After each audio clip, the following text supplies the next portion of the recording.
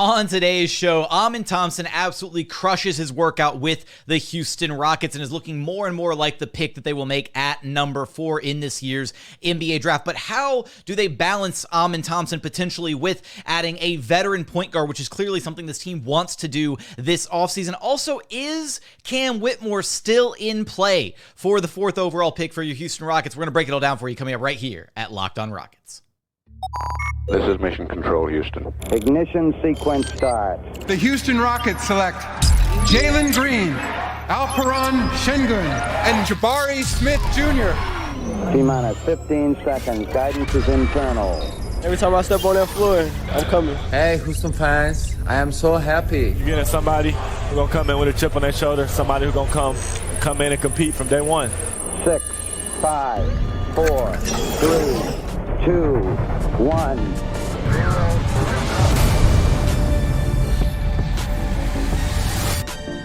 What's up and welcome to another edition of Locked On Rockets, your daily podcast home for everything Houston Rockets basketball. As always, I'm your host, Jackson Gatlin, native Houstonian and credentialed media member. I'm also the host of Locked On NBA Mondays. Be sure to follow along on Twitter at JT Gatlin and the show, of course, at Locked On Rockets, free and available wherever you listen to your podcast, including YouTube. Just go to YouTube, search Locked On Rockets, like, comment, subscribe, all that good stuff. And as always, thank you so much for making Locked On Rockets part of your day every single day, whether it's on the way to work, on your lunch break, in the gym. Thank you for making LOR part of your day every single day.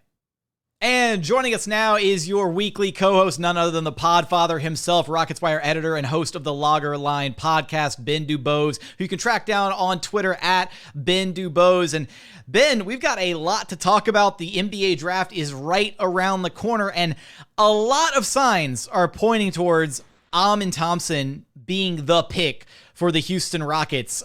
He had an incredibly encouraging workout in Houston last week. Rockets brass is frankly blown away with how good he is, his potential to be a high-level playmaker, a high-level defensive piece, and they were so impressed. They said he's the best athlete anybody's ever seen. That to me really stands out when you've got guys who have been, in and around the NBA for 30, 40 plus years, who have been, scouts and talent evaluators. Being able to confidently say that he is that level of a top 1% athlete or whatever is really encouraging. And those are some of the reasons as to why, despite the issues with the shot, he is still an incredibly tantalizing draft prospect. Yeah, absolutely. First things first, congratulations on the scoop. I'm proud of you, man. That was a really nice get. Appreciate it. And I think it calmed the fears of a lot of people who, in the absence of new information, this time of year, were always craving new intel, especially on draft week. And so the reports that the Rockets really liked Amen were largely a few weeks old. We'd heard that for a while, and then there had been not much of anything. We know he came in last week for a workout, although I've heard that the Thompson twins, specifically their dad, who's running things on their end, has kept things very close to the vest. So it's not like there's a lot of leaks. The Rockets are one of the teams that honestly leaks the least of any team in the league when it comes to their pre-draft process. The Rockets will never tell you who they're working out. Once in a while, you'll get it from a player or his agent, but that's in contrast to teams like Portland, who not only do they tell you, they will put out video and photos and, again, to each their own as far as organizational philosophy. But the Rockets keep it close to the vest in terms of the pre-draft process.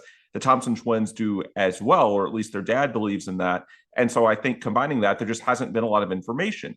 And so what limited tidbits we did get last week, you heard some noise about the Rockets potentially trading up now, or at least exploring what it would cost. Now, would it actually be for Scoot Henderson or Brandon Miller, or would it be to get that pick and then perhaps exchange that to New Orleans for Zion Williamson? I don't know. But the reality is the reports are out there from Jake Fisher of Yahoo Sports, most prominently, that the Rockets have explored it.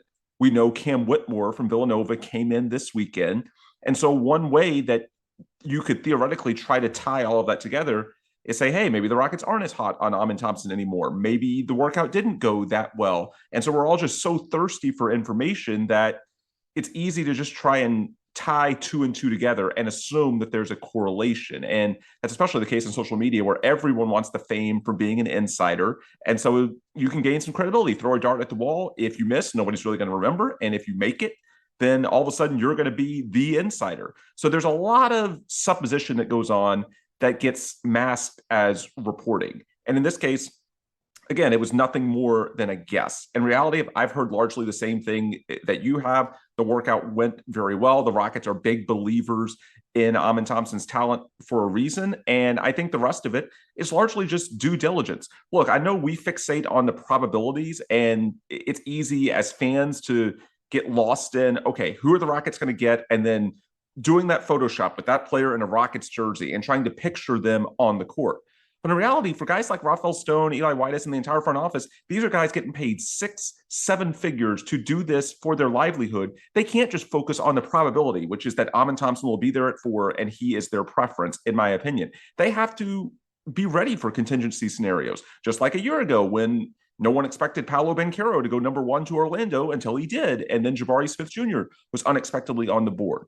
So even if you don't see a big delta between Amen Thompson and Scoot Henderson, which I don't think they do, then it still makes sense to at least know or have some understanding of what the cost might be to move up to 2, just in case someone that you really like, a win now veteran, comes available. We know that this is an offseason in which the Rockets are trying to move to another phase of their rebuild. It makes sense to at least have that background knowledge and prepare for that scenario, even if it's an outlier. Similarly, look, you bring in Cam Whitmore. What if Amen Thompson goes to Portland at number 3? What if he had a similarly great workout there? And all of a sudden you have to consider other options. Or, of course, it makes sense to try and get all the intel you can about Scoot Henderson and Brandon Miller as well. Jake Fisher also reported that the Rockets trying to bring Scoot Henderson to Houston for a workout, although that has not been successful so far to my knowledge. The point is there's a lot of just contingency planning that goes on in this process, and people assume there's more to it. No, the reality is I think Amen Thompson was and is the most likely scenario. And some of the things that people tried to, make a mountain out of a molehill and some of these other tidbits, it's just Rafael Stone doing what he should do, which is preparing for contingencies just in case things don't go the way they expect leading up to pick number 4 on Thursday night. Yeah, absolutely. Right. At the end of the day, the Rockets can have all their plans. They could try to have all their ducks in a row. They've got to account for 29 other teams, and what any one of those teams might do. They might throw a wrench into their plans. They might jump ahead. You could have a random team come out of nowhere and swoop in and trade up to pick number 2 or pick number 3. You could have some intel come out where maybe some other prospect, maybe Cam Whitmore absolutely knocked out of the park with his workout, and then that changes their internal calculus of, well, hey, maybe we really like him. We do want to talk about Cam Whitmore and the possibilities there, because while it feels like things are leaning towards Amen Thompson at this point, I still think there's a slight possibility there about Cam Whitmore. We're going to talk about him a little bit more later on. But with Amen, Ben, I really do. I think it comes down to so many different factors. When you look at, again, the athleticism is off the charts, the ability to be a high-level playmaker, high-level defensive piece. You look at him and the idea of pairing him with a Jalen Green in the backcourt. He matches the direction the NBA is headed, right? He's a 6'7", versatile guard who can run the show, but isn't, the traditional smaller guard in the backcourt. You'd have a lot of size, athleticism with those two guys. It makes a lot of sense as to why the Rockets are so internally high on him. And you pair that with the fact that they went out and got Ben Sullivan, and they're bringing him in as part of Ime Udoka's new coaching staff, a shooting guru to help him potentially develop and grow that jump shot. You get that shot to a place where it's even remotely respectable, and he is the clear-cut second best player in this draft easily. It's just, that's a pretty big leap that he's going to have to take with the shot. Yeah. And we should point out that in regards to Amen's talent, look, this is not just the Rockets saying this internally. Jonathan Givony, who's done this for a couple of years, or a couple of decades, with Draft Express, now with ESPN, mentioned on ESPN earlier today that he believes Amen has the highest ceiling in the entire draft outside of Victor Wembanyama. Now, whether he hits that ceiling is an open question, but it's certainly a key variable that he has that type of level. And we know the Rockets, they've talked about not just wanting to be a good team. One reason they bottomed out is because they want high ceiling players, the ability to actually be a championship team in a few years. And wait, is Amen Thompson's ceiling higher than President Obama's? I'm asking for a friend. Good question. I mean, yeah, he's to me that's the clear cut thing with Amen is he's a bit of he's a riskier pick than Scoot Henderson at this point. Yeah. But if Scoot Henderson is out of reach, then you still go with the biggest swing possible. But the one thing that I will say, I think it's very easy to fixate on the lack of a perimeter jump shot and look into the scenarios of, well, what if he doesn't develop from 3 and then people see a higher bust rate? Honestly, with a guy of that athleticism and length, ability to cover so many different positions, and there's no red flags medically. So it's not like the athleticism isn't going to translate based on, a chronic back or knee issue that you have to worry about. We've seen prospects in recent years, even if the jump shot doesn't come along. Look at Markelle Fultz, who's, and I'm not saying that I think that's all Amen Thompson's going to be, but I'm talking about something of a floor scenario where even Ben Sullivan can't fix the jump shot. Markelle Fultz is still a very valuable NBA player. Look at Ben Simmons prior to the back issues and everything that happened with him mentally from 2021 onward. Ben Simmons was not the best player in a championship team, but he was still a very, very good piece. And so I think that's what sort of gets lost in this discussion. Yes, it would help a ton if Amen Thompson can develop at least a capable three-point shot to make defenders respect him from behind the three-point arc. But even if he doesn't, the fact that he's such a good cutter, the fact that he's so long, so athletic, is willing to defend, can guard and switch all across the court, there's a very high floor for those guys as well, even if the three-point shot doesn't come along. Look at pre-injury Ben Simmons. Look at Markelle Fultz. There are examples of this where even if the big question marks with the shooting don't pan out, as long as that player is healthy at that level of athlete, then they should at least be solid. And so I think that sometimes gets lost. There is a fixation on the jump shot. I understand why, but if he is really that level of asset or that level of athlete, it's tough for me to see him being a complete bust. Coming up, we're going to get into how would Amen Thompson look on this Rockets team? How would you balance the development of Amen Thompson with the desire to also potentially still bring in a veteran point guard to help run the show if you need to go that route still, if you get Amen Thompson in this year's NBA draft? We're going to get there in just one moment. But first, today's episode is brought to you by BetterHelp. Look, it's so easy to get caught up in what everybody else needs from you and never take a moment to think about what you need from yourself. Therapy can give you the tools to find more balance in your life so you can keep supporting others without leaving yourself behind. If you're thinking of starting therapy, give BetterHelp a try. It's entirely online, designed to be convenient, flexible, and suited to your schedule. Just fill out a brief questionnaire and get matched with a licensed therapist and switch therapists at any time for no additional charge. You can find more balance with BetterHelp. That's BetterHelp.com/LockedOnNBA today to get 10% off your first month. That's BetterHelp, HELP.com/LockedOnNBA. And continuing on here at Locked On Rockets, your daily podcast home for everything Houston Rockets basketball. Now, Ben, you were highlighting there some of the strengths in Amen's game, right, outside of the shooting. And I do think that that's one of the reasons he's going to have, again, assuming a lot of those translate, which right now, he project him as a high-level playmaker, projecting to be a very versatile, impactful defender using his size, speed, athleticism, all that. But I do wonder how the Rockets would approach this next season specifically, right? Because we know that they want to take a step forward. They want to be a better team than they were last year. That doesn't mean that they have like a bar set for Ime Udoka of like play in or you're fired or whatever, but they want to see the steps towards not being basically a laughingstock, right? The bar is pretty low. But that said, how do you balance if you draft Amen Thompson? Do you just give him the reins? Because to me, that is probably the best way to go for a guard who you project to be a high-level playmaker. You give him the ball, and you let him go through the trials and tribulations of running an NBA offense. And there's going to be some growing pains with that, right? We've seen it for the better part of the last 2 years with Kevin Porter Jr. and the attempt to let him run the show and give him the ball and let him kind of sink or swim. And there have been games where he looks incredible, and then there have been games where he looks really, really bad. And that's probably going to be more or less the same, probably even worse, honestly, because he's a younger player with Amen Thompson if you follow that route. But at the same time, you have the option then of maybe you bring in the veteran guard and then you kind of buoy the rookie with a guy who can help run the offense and a guy like, I don't know, a Fred VanVleet, if you will. Yeah.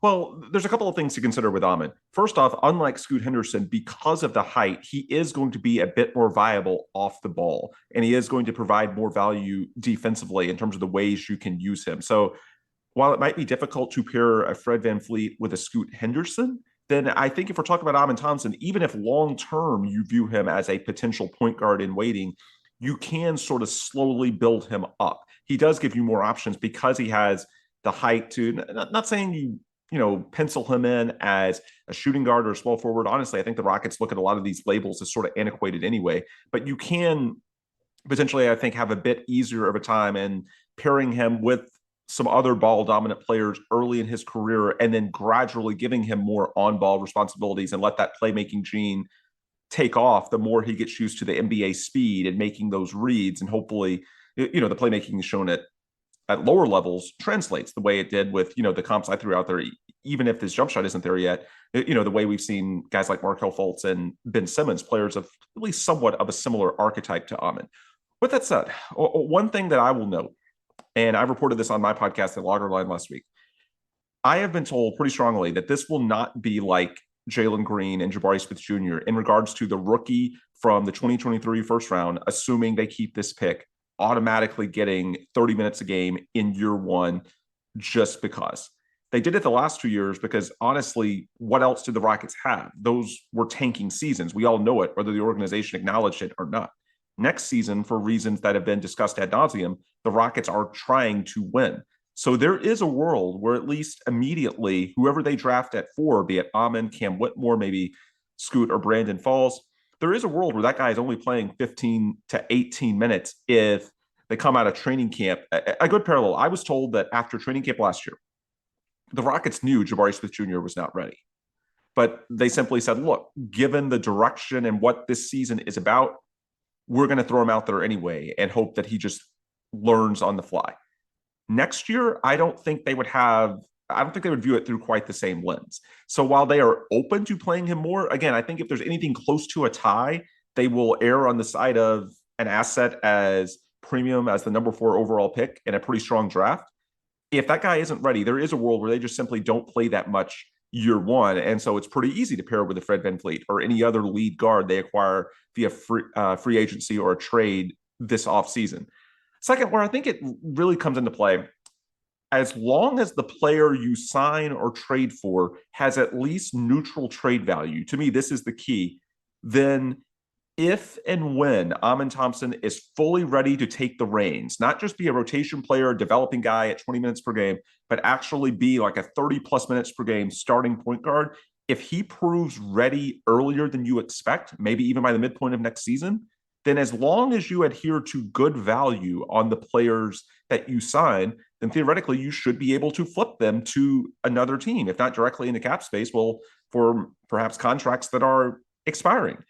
As long as the Rockets don't do a drastic overpay, and I've been told with Fred VanVleet, there's absolutely some interest. It just comes down to years. I don't think they want to give him a 4-year deal for reasons we've discussed in the past, but if you can get him for 2 to 3 years, he's still a very good player. Wins above replacement last year. He was top 15 in the league. Not saying that's a perfect stat, but the value of a guy like Fred goes far and beyond just traditional numbers and shooting efficiency. There's also defense. There's also leadership. There's so many things that go on. And so I think with Amen, you don't have to worry too much as long as you sign players to a responsible deal. And I'll give you an example from a couple of years ago.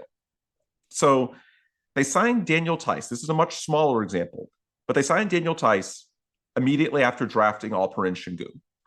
And they weren't sure when they drafted Sengun if he was 100% going to be ready to play NBA rotation minutes in year one. It turns out that he was.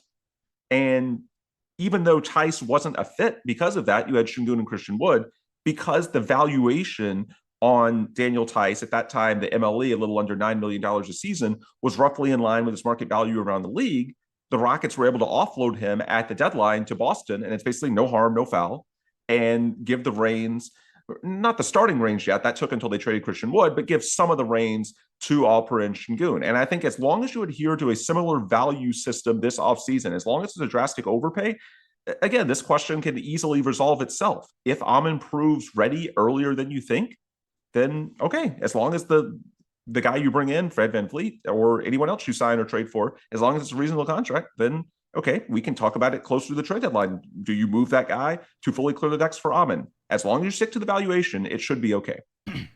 And to piggyback off your first point there, yeah, I mean, my understanding is that the expectations change for not just for the draft pick that they're bringing in, but for everybody on this roster moving forward. Sure. Where, like you said, right, Jalen, Jabari, they just got carte blanche. Like, you're going to get your minutes regardless if you're playing bad or whatever. And very rarely did we see those guys punished for, repeated miscues defensively or, just bad offensive nights or bad shooting, whatever.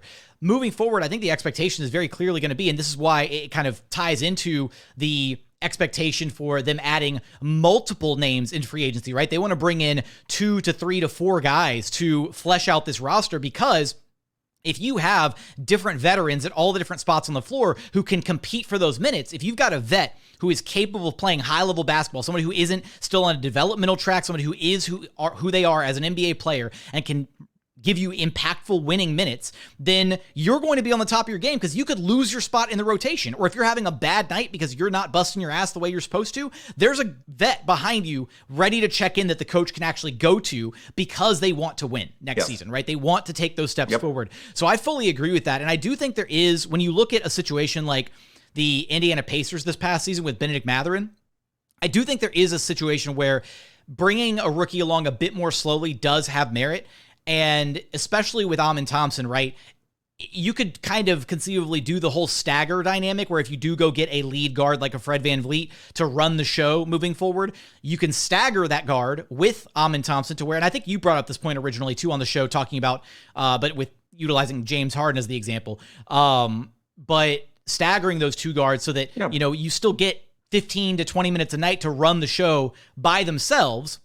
In this case, Amen running the show off the bench, where he gets those reps, but then he can also potentially still get some reps, maybe as more of an off-ball presence to really kind of round out his game, at least for the rookie season. Yeah, and I think that it makes even more sense with Amen Thompson, because he is a bit more raw. The jump from the overtime elite to the NBA, I know he's 20, but in terms of just the overall nature of his game and the competition level, it's going to be a big jump. He is slightly more of a project than Scoot Henderson, even considering the athletic gifts, just in terms of how quickly he's going to translate and what some of the questions are. So yeah, I brought up that argument in the context of Scoot Henderson and James Harden. I think it's even more applicable if we're talking about an Amen Thompson, be it James Harden or Fred VanVleet, and probably even more with Fred VanVleet, since he's not as ball dominant as James is. So I do think there's a world in which you can sort of, you know, give him 15 minutes per game to run the show himself, make him your backup point guard, so to speak. And if he's worthy of more than that, then yeah, let him explore off the ball, see what he can do as a cutter and using his athletic gifts in other ways, and just slowly bring him up that way. And then if his reads are progressing to a point where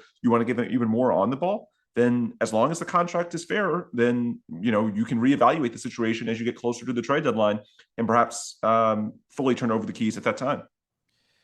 How are you feeling about Amen Thompson with the Rockets' 4th overall pick? Let us know in the YouTube comments. Shout out to the everydayers who are checking out the show. Coming up, we're going to get into Cam Whitmore, and is he still a viable option for the Rockets with pick number 4? So many signs pointing towards Amen Thompson, but is Cam Whitmore still in play for Houston? We're going to talk about that coming up in just one moment. But first, today's episode is brought to you by Ibotta. We're always throwing money at something, right? Whether it's kids' school supplies, a new house project, the list goes on and on. It's time to stop spending your hard-earned money without getting anything in return. Enter Ibotta. You can earn cash back on every shopping trip you make. Ibotta gives you cash back on hundreds of grocery items, from produce to personal care to pantry goods. Just link your loyalty account or upload your receipt after you shop and get your cash back. It's that simple. Ibotta gives you real cash back, not points. Other apps give you points that don't amount to much. With Ibotta, you get real cash back that you can cash out to your bank account, PayPal, or even gift cards. You can earn cash back on hundreds of online brands and retailers too when you start with Ibotta. That includes Lowe's, Macy's, Sephora, Best Buy. It goes on and on. Right now, Ibotta is offering our listeners $5 just for trying Ibotta by using code LOCKED when you register. Just go to the App Store or Google Play Store and download the free Ibotta app and use code LOCKED. That's Ibotta, Ibotta, in the Google Play or App Store, and use code LOCKED. And final segment here at Locked On Rockets, your daily podcast home for everything Houston Rockets basketball. Now, we'll shift gears here and focus in on Cam Whitmore for a moment, because, Ben, there's been something that's been going on that's been kind of irking me a little bit, or something that really grinds my gears, if you will. And it's that Cam Whitmore's been, like, advertised as, like, the Harden pick for what feels like a long time, where, you know, so many different, you know, draft heads and, you know, talking heads, whatever, will say, oh, well, the Rockets should go Cam Whitmore with number 4 because he's the one that makes sense for James Harden. And one, I feel like that is a huge disservice to Cam Whitmore, who is a very interesting prospect, and has, you know, an incredibly high ceiling in his own right as a player. And again, I still think Amen Thompson, higher ceiling, right? Different set of skills, different type of player, different archetype, all the different things. But Cam is still really talented. Checking in with It's also not checking in with people in Houston if you think that they are prioritizing James Harden to that extent. I'm sorry, you're not talking to the right people. Exactly. Yes. So there's those points to consider. I don't know. It's just kind of bothered me from that side of things, because I remember early in the pre-draft process looking at some of the top guys. I was really excited about Cam Whitmore, and even on a recent show when we had Rafael Barlow from Locked On NBA Big Board, our resident Locked On draft expert. He even pointed out that he might be interested in seeing Cam Whitmore. He said he was going to go against the grain, against conventional wisdom. And he made Cam Whitmore as his pick at number 4 for the Rockets, assuming the big 3 in Wemby and Scoot and Miller are all off the board, picks 1 through 3. And while I was a little shocked, I think there's an argument there for Cam Whitmore, right? Because he still fills a position of need for the Rockets. The biggest argument to me between the two guys comes down to Houston still doesn't have that engine, right? They still don't have the guy to give the ball to and run the offense. And as good as Cam Whitmore has a chance to be at the NBA level, that is not who he is as a player, right? That is who Amen Thompson is. Even if the shot doesn't translate, like we talked about earlier on in the show, he is still going to be a high-level facilitator and projects to be a high-level defender. And that's a guy who probably still has a spot as probably still a starter anywhere in the league, assuming those skills translate to a high enough degree. Whereas Cam Whitmore is just going to be, his low end outcome is, slasher, defense, some explosiveness on offense, cutter. The shot is actually, the floor space. The shot is deceptively good, right? People want to point to like the blanket numbers, but his catch and shoot numbers were actually in I believe like the 84th percentile, I want to say. So there's a lot to like about Cam Whitmore. And I know that his workout went okay in Houston. I don't know the specifics on his workout. I'm going off of other people's reporting here.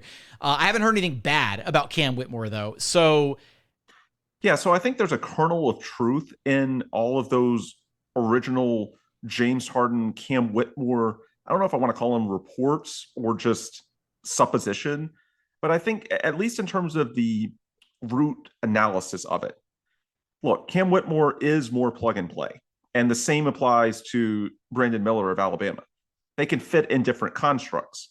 Where it went off the rails is in tying it specifically to James Harden, because I can promise you the Rockets are not weighting a 34-year-old James anywhere near that heavily. And as we've discussed in recent weeks, I don't think either of us expect the Rockets to sign James at all, even though me personally, I would still be open to that. At this point, I think it's unlikely to happen. The Rockets just are not prioritizing James specifically to that level for a number of reasons. But underneath it all, look, it is easier to put someone like Cam Whitmore or Brandon Miller, or perhaps even Asar Thompson, but he doesn't have quite the jump shot. It is easier to fit them as switchable wings with length and guard a lot of different positions and shoot at least to some competency. You can fit them in a lot of different constructs because them reaching their high-end outcome, they can potentially do that without being ball dominant, as opposed to, say, Amen Thompson, to truly hit his peak level, he needs to be the engine. Now, I'm okay with that in Houston because, as you laid out, Jackson, the Rockets don't have an engine right now. So I think long-term, even if you do sign a veteran floor general this offseason, it's not like the guy you sign this offseason is likely to be the starting point guard 3 or 4 years from now when we hope the Rockets are actually contending. You're going to need to develop that internally. And so because that need is there, I do think the Rockets should be open to Amen Thompson. But the one pro to a Cam Whitmore or Brandon Miller is that long-term, because they don't need the ball, then it gives you a lot of different options. What if Jalen Green turns out to be a bit more ball dominant than you think in terms of making the most out of his long-term profile? What if you get a point guard somewhere else? What if Tate Washington internally develops into the guy?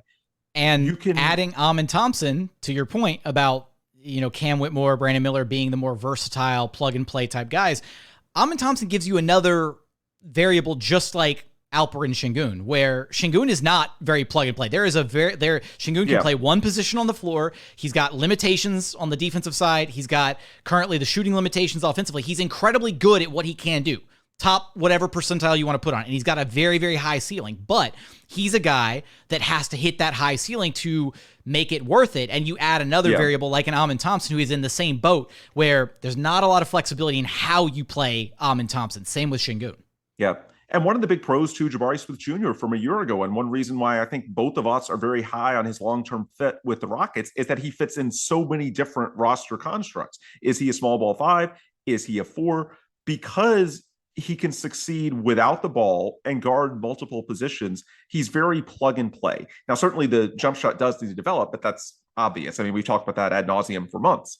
The reality is that it's very easy to fit Jabari into a lot of different scenarios where someone like Sengun is a bit more challenging because there's only certain ways in which you can really unlock all of his potential. And so with Cam Whitmore or Brandon Miller, or maybe even Ausar Thompson, but you're having to squint a bit more with Ausar because of the questions with the jump shot, the pro is that you do have a bit more flexibility with building out your roster in future years. And what if you get, your engine in some other way, a future draft pick, a free agency signing, a trade, maybe Jalen turns into that guy. Maybe Ty Washington shows you more than you're currently expecting. And in those constructs, then there is more roster optionality with a guy like Cam or Brandon. And that's not insignificant. Again, where I think people take it too far is by tying it to James Harden specifically. No, I don't think the Rockets are thinking along those lines with a 34-year-old James at all. But with regards to just overall team building philosophy, yeah, the arguments to those guys and this concept that they are more sort of moldable, then I do think there's something to that. You can fit them in a lot of different situations. Whereas Amen, there's certain ways that maybe not immediately, but when we're talking 3, 4, 5 years out, there's only certain ways that you can really play if you're going to fully unlock his long-term potential. With that said, I think the reason why the Rockets are ultimately going to go Amen, assuming they stay at pick 4, is because with their current roster construct, they just don't have that engine. And even if they do get it in free agency this summer with $60 million in cap space, I don't think it's going to be the type of piece that you feel good about saying, look, for 5-10 years, this is our point guard. No, if they get someone this summer, it's more likely to be a stopgap. And so the fact is, with this roster, with this rebuild, you still need that piece. And so that's why I think the Rockets are probably going to go with Amen. Even if you have to play a certain way to maximize that skill set, again, they can play that way because right now the roster is set up to where they don't have that guy. With all that said, if there's something that I'm not aware of coming down the pike with regards to free agency, trades, future optionality, then yeah, there is at least a respectable argument you can make for a Cam Whitmore or Brandon Miller, and that just like Jabari Smith Jr. a year ago, you have so many more options as you build out your puzzle in the coming years. Absolutely. And we both know this, when you look just in a vacuum at Amen Thompson, Cam Whitmore, and their respective potential ceilings. I mean, I think it's just, you want to take the biggest swing at a potential star product and setting aside the engine argument, setting aside the fit arguments, whatever, I think just in a vacuum, comparing the two players, I think Amen still has the higher potential star upside between those two guys. And so I think even if the Rockets didn't need a point guard, I think if you're strictly taking best player available, I think you'd probably still go Amen Thompson over Cam Whitmore with that number 4 pick. We've known this for a while that, there are certain teams around the league that have had Amen Thompson as high as number 2 on their draft boards. We know that Cam Whitmore has been ranked as high as 3 on people's draft boards. So it's not as clear cut as people, as the general consensus would have you believe, that it's guaranteed going to be Scoot Henderson, Brandon Miller. Those two guys are the 2 names happening right after Wemby. It's not, even though we might have those guys in our own tier, and maybe Amen Thompson is 1 tier below, it's really going to be anyone's guess as to what actually transpires on draft night, assuming the big 3 that everybody thinks are going to be off the board come pick 4. I'm right there with you. I think the Rockets are going to select Amen Thompson, and we are only a couple days away from officially finding out what it will be. Ben, you know the drill. Let everybody know where to track you down at. Yep. Ben DuBose on Twitter, the Logger Line on Twitter, the Rockets Wire on Twitter, and rocketswire.usatoday.com for all of your daily Houston Rockets news coverage. And that's going to do it for another edition of Locked on Rockets. As always, thank you so much for checking out the show. If you haven't done so yet, please consider subscribing wherever you listen to your podcasts, or on YouTube. Just search Locked on Rockets. Be sure to subscribe, like, comment, all that good stuff. But as always, thank you so much for watching. Thank you so much for listening. And we look forward to having you back right here at Locked on Rockets, your daily podcast home for everything Houston Rockets basketball.